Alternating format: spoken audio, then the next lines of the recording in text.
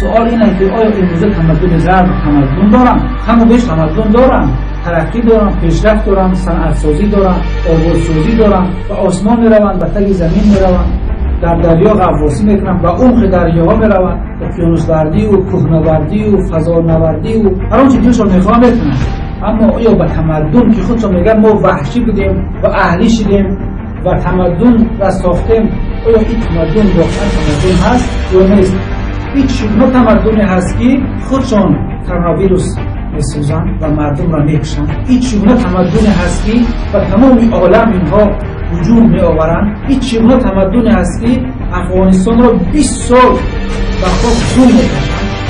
شما تمدن هیچ نوع تمدنی هست که حقوق بشر میگن که تمام بشر را میکشن بدون که حرف نزنن.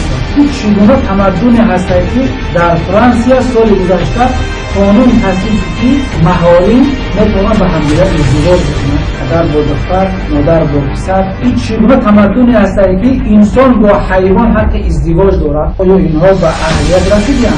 نه، یا اهلی شدن؟ یا به تمدن رسیدن؟ هیچ گونه تمدنی هست که فقط میگن بخوریم، کیف کنیم، بیاشامیم، لذت ببریم، لیکن بر روح انسان و معنویت انسان و ایمان انسان توجه ندارن. هیچ چگونه تمدنی هستند که صاحبای این تمدن خودشون فاسدترین انسان‌ها هستند. خون دنیا، خون مردم دنیا اینها مکیدن، جهیدن. شما تمدن